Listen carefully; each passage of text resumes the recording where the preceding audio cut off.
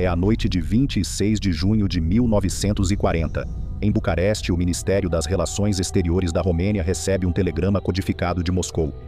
Quando é decodificado, soa como uma sentença de morte. A União Soviética exige a Bessarábia e o norte da Bucovina. A Romênia tem 24 horas para dar uma resposta clara. Se recusar, a mensagem é direta. A URSS está pronta para usar a força. Se aceitar, o prazo começa a correr do mesmo jeito. Uma segunda nota define o cronograma.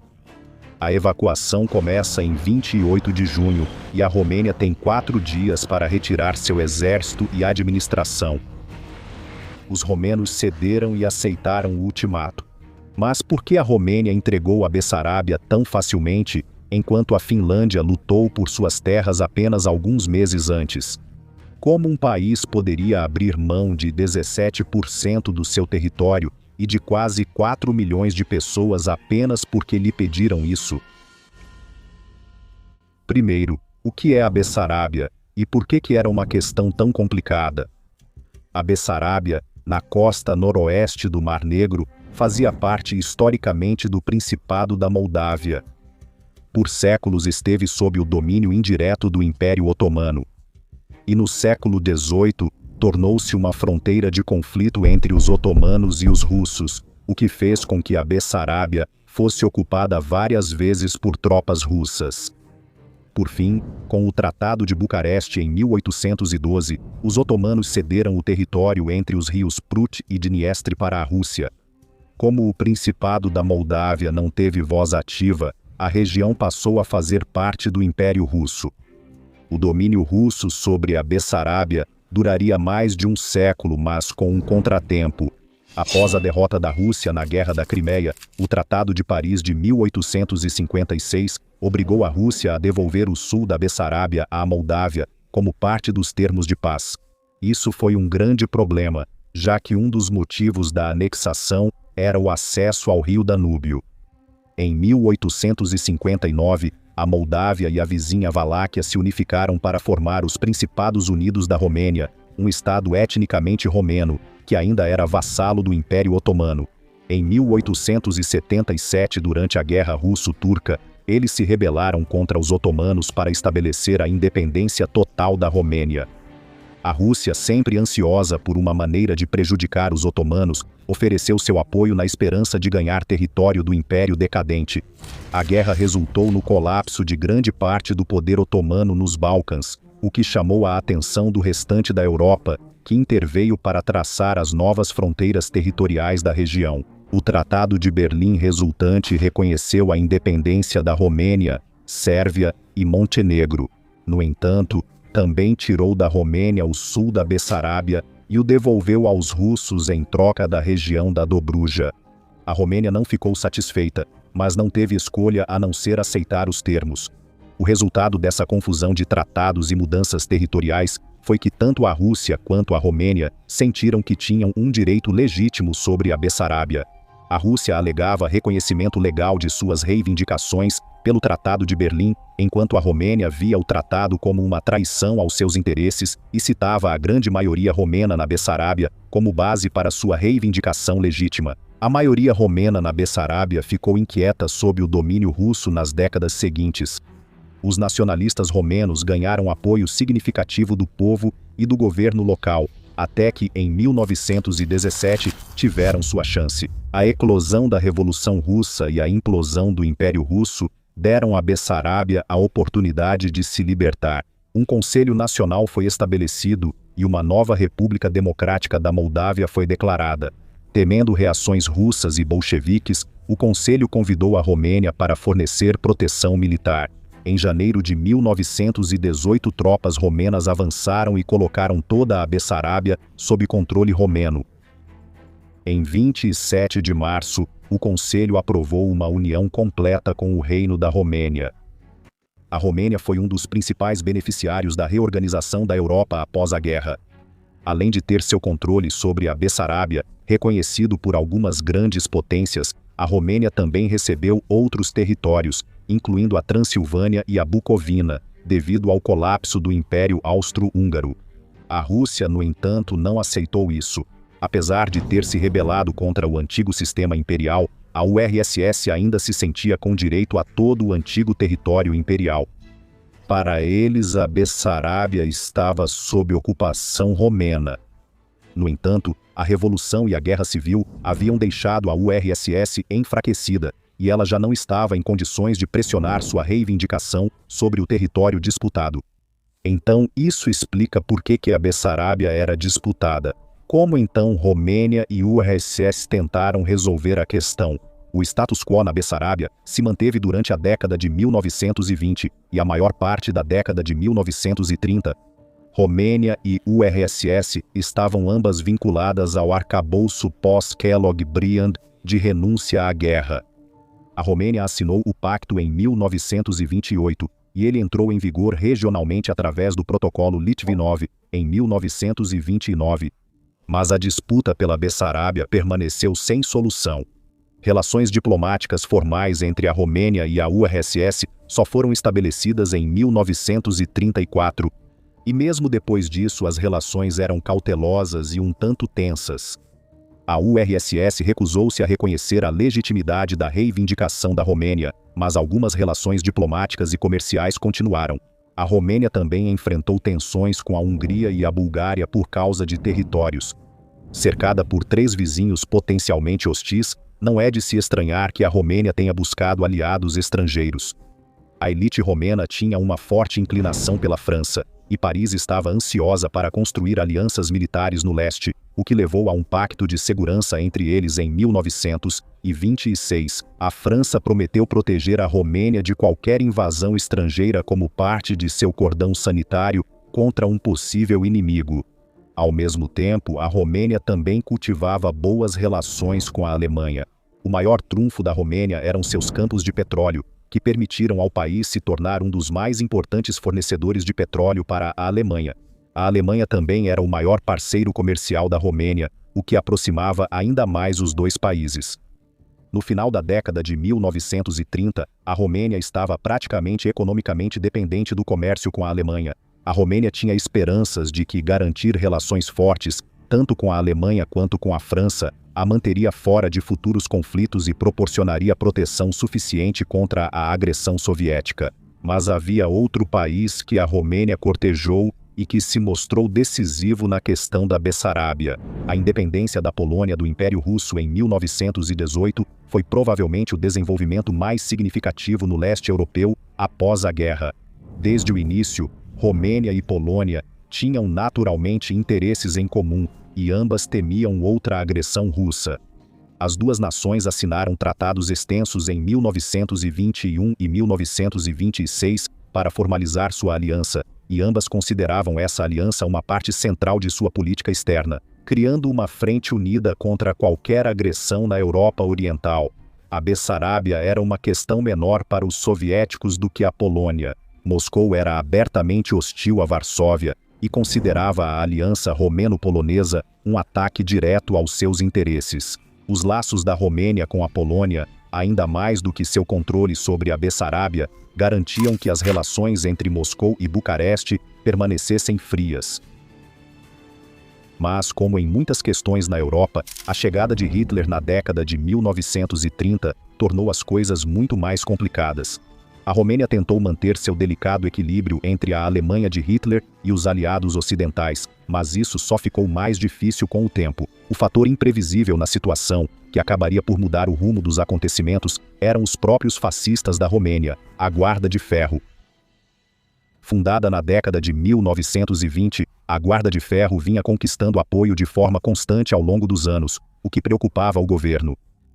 O sucesso de Hitler na Alemanha encorajou o grupo, e Berlim forneceu algum apoio indireto a eles ao longo dos anos, mas não o suficiente para comprometer as relações com o governo romeno. Em fevereiro de 1938, com a Guarda de Ferro alcançando novos patamares nas pesquisas, o rei romeno Carol II suspendeu a Constituição, cancelou as eleições e basicamente se tornou um ditador real. Foi uma medida direta para conter a Guarda de Ferro, e ele ordenou que seus líderes fossem presos discretamente nos meses seguintes. Neste momento, Hitler tinha preocupações maiores. Em setembro de 1938, Hitler anexou os Sudetos da Tchecoslováquia após uma crise diplomática que consumiu a Europa. O rei Carol II, consciente de que a Romênia também tinha sua própria minoria alemã e temendo que o país sofresse o mesmo destino, ficou dividido entre se distanciar de Hitler ou estreitar os laços com ele. Os soviéticos observavam tudo atentamente. Em setembro, os romenos prometeram ao ministro das Relações Exteriores russo que a Romênia permaneceria neutra caso a Europa entrasse em guerra, e que não se aliaria totalmente à Alemanha, nem se voltaria contra os soviéticos. No entanto, tentar discutir a questão da Bessarábia não levou a nada, e os soviéticos se recusaram até mesmo a olhar os documentos diplomáticos da Romênia, que reivindicavam a Bessarábia como território romeno. A resposta soviética não foi animadora. Então a Romênia continuou na corda bamba, tentando se aproximar de todos que pudesse. Em 24 de novembro de 1938, o rei Carol II visitou a Alemanha. A discussão foi sobre a importância das relações germano-romenas. Carol também levantou a questão da Bessarábia. A Alemanha apoiaria a integridade territorial da Romênia se Moscou decidisse insistir nessa questão. Ele recebeu garantias verbais de apoio, mas não uma garantia formal, e essas garantias se mostraram frágeis. Mais tarde, o rei Carol II voltou com essa garantia em mãos, sem perceber o quão pouco valia essa palavra. À medida que a situação europeia piorava em 1939, a questão da Bessarábia pairava como uma sombra. Em fevereiro de 1939, o enviado romeno em Moscou se reuniu com o ministro das Relações Exteriores soviético, Maxim Litvinov, e levantou preocupações sobre as reivindicações húngaras ao território romeno. Litvinov assegurou aos romenos que Moscou rejeitava as reivindicações húngaras, afinal a Hungria estava cada vez mais aliada à Alemanha. Mas quando o enviado perguntou, ainda que de forma cautelosa, sobre a Bessarábia, o ministro já não foi tão favorável. "E o que devemos fazer?" ele perguntou, "caso vocês decidam se juntar ao eixo." A essa altura, as investidas de Carol em direção à Alemanha já haviam convencido muitos em Moscou de que a Romênia estava se alinhando mais com as potências do eixo. Mas essa era uma visão simplista demais. Em abril de 1939, Grã-Bretanha e França ofereceram garantias à Romênia e à Grécia contra agressões. Mas a Romênia, ao mesmo tempo, estava envolvida em tratados, alianças ou amizades com praticamente todas as outras grandes potências da Europa. Ironicamente, era Moscou que, na verdade, estava se aproximando dos alemães. Maxim Litvinov foi substituído como ministro das Relações Exteriores soviético em maio de 1939 por Vyacheslav Molotov. Molotov adotaria uma abordagem mais conciliadora com os alemães por parte dos soviéticos, o que se mostraria desastroso para a Romênia e a Polônia. Os frutos dessa nova política vieram em 23 de agosto de 1939, com a assinatura do Pacto Molotov-Ribbentrop, um pacto de não agressão entre a Rússia e a Alemanha.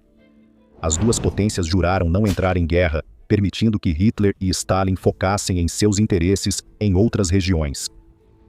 Infelizmente para a Romênia, porém, o Pacto Molotov-Ribbentrop continha cláusulas secretas que reconheciam os interesses territoriais respectivos de Moscou e Berlim. Principalmente era um acordo para dividir a Polônia e os estados bálticos entre eles, mas os soviéticos fizeram questão de declarar suas reivindicações sobre a Bessarábia. Stalin prometeu que os interesses soviéticos na Romênia começavam e terminavam na Bessarábia, e que não ameaçariam os campos de petróleo dos quais a Alemanha dependia. Isso foi suficiente para a Alemanha, que concordou em fechar os olhos quando chegasse a hora. Quando as tropas alemãs cruzaram a fronteira polonesa em 1º de setembro, o mundo mudou para sempre. A Romênia serviu como rota de fuga para milhares de soldados e refugiados poloneses, para a grande irritação de Berlim. Quando os soviéticos invadiram em 17 de setembro, já não restava muito da Polônia para ser salva. A invasão de Stalin imediatamente soou o alarme em Bucareste. A Rússia não só finalmente resolveu sua antiga reivindicação territorial pela força, como fez isso sem que Hitler movesse um dedo. Além disso, os soviéticos informaram aos diplomatas romenos que a proteção de refugiados poloneses, soldados e funcionários do governo, que eles caracterizavam como gangues militares polonesas, era um ato hostil. Para piorar a situação, em 21 de setembro, membros leais à Guarda de Ferro assassinaram o primeiro-ministro romeno, Armand Călinescu. O primeiro-ministro era a voz mais forte contra a Alemanha no governo de Carol, e sua morte removeu um grande obstáculo para relações mais próximas entre Alemanha e Romênia. Alguns historiadores argumentam que o envolvimento ou incentivo alemão foi possível, mas o grau de controle operacional direto da Alemanha é debatido. Em 30 de novembro de 1939, Stalin pressionou outra reivindicação territorial de longa data, desta vez na Finlândia. Os finlandeses ofereceram uma defesa impressionante e infligiram pesadas baixas aos invasores, mas o poderio militar soviético era avassalador, e em março de 1940, a Finlândia foi forçada a ceder grandes quantidades de território. Com as ambições de Stalin na Polônia e nos países bálticos asseguradas, a Romênia sabia que seria a próxima. A situação da Romênia só piorou quando Hitler invadiu a França, em 10 de maio de 1940, colocando os dois protetores da Romênia, um contra o outro. As vitórias rápidas da Alemanha fizeram França e Grã-Bretanha recuar em poucos dias, tornando inúteis as promessas de Paris e Londres de proteger a Romênia. A Alemanha agora era o único possível aliado que a Romênia tinha para se defender das tentativas soviéticas de tomar a Bessarábia. Mas as cláusulas secretas do Pacto Molotov-Ribbentrop garantiram que a Romênia estivesse realmente sozinha. Em maio, Stalin já havia começado a reunir grandes forças na fronteira com a Bessarábia. Com cerca de 30 divisões além de grandes formações mecanizadas e de tanques, o próximo passo de Stalin era óbvio. O rei Carol respondeu enviando dezenas de milhares de seus próprios soldados para a fronteira também. No entanto, os acontecimentos já não estavam mais nas mãos dos romenos. No dia 23 de junho, um dia após a França assinar um armistício, o ministro das Relações Exteriores Molotov informou aos alemães que a Romênia teria que ceder tanto a Bessarábia quanto a região adicional da Bucovina para a URSS. Os alemães não se importavam nem um pouco com o orgulho da Romênia. Desde que os campos de petróleo romenos estivessem seguros, Hitler não se importava. Os alemães contestaram as exigências soviéticas apenas em relação à Bucovina. Ela havia sido uma possessão imperial austro-húngara, não russa, e abrigava muitos alemães étnicos. Os soviéticos cederam o sul da Bucovina e reduziram suas exigências apenas ao norte da Bucovina. Sem qualquer participação romena, Berlim e Moscou concordaram com os termos. Às 22h do dia 26 de junho, os soviéticos informaram ao governo romeno que eles tinham 24 horas para reconhecer o controle soviético sobre a Bessarábia e o norte da Bucovina, ou o Exército Vermelho resolveria a questão por eles. O rei Carol convocou o embaixador alemão Wilhelm Fabricius para discutir o próximo passo da Romênia. Fabricius havia recebido instruções rígidas de Berlim para dizer à Romênia que aceitasse o acordo. Fabricius advertiu o rei que a Alemanha não os ajudaria se eles lutassem contra Stalin por causa disso, e deixou claro que a Romênia enfrentaria sozinha as realidades da guerra moderna. As promessas alemãs de proteger a soberania romena não significavam nada. Por horas, o rei debateu com seus ministros, considerando suas opções para resistir pela força. Qualquer avaliação realista confirma que a Romênia seria esmagada em batalha. Lutar era, nas palavras do ministro da Defesa, convidar o desastre. Não era realmente uma questão de se os soviéticos tomariam a Bessarábia, mas se a Romênia desperdiçaria vidas tentando impedir o inevitável. No início da manhã de 28 de junho, o Conselho da Coroa votou com pesar para aceitar o ultimato. A notícia foi anunciada à nação às 9 da manhã daquele dia. O exército romeno recebeu ordens para recuar e se retirar da Bessarábia e da Bucovina do Norte sem lutar. Naquela tarde, as tropas soviéticas entraram nas cidades da Bessarábia, apresentando-se como libertadoras. Os soviéticos passaram a ocupar todo o território sem resistência até o dia 3 de julho. No final, a fraqueza militar e a geografia da Romênia, a colaboração germano-soviética no Pacto Molotov-Ribbentrop, a queda da aliada França e a constante falta de confiabilidade de Hitler significaram que a Romênia não teve escolha a não ser ceder diante de Stalin. Foi uma humilhação da qual o governo de Carol nunca se recuperou. a Alemanha logo forçaria a Romênia a ceder a Transilvânia do Norte para a Hungria em agosto e a Dobruja do Sul para a Bulgária, colocando o último prego no caixão do governo do rei Carol. Em 5 de setembro, ele abdicou e foi substituído por uma ditadura pró-alemã. O governo passou anos tentando salvar essa província, adiando, negociando e colocando rivais uns contra os outros. E essas manobras compraram tempo, mas não proteção.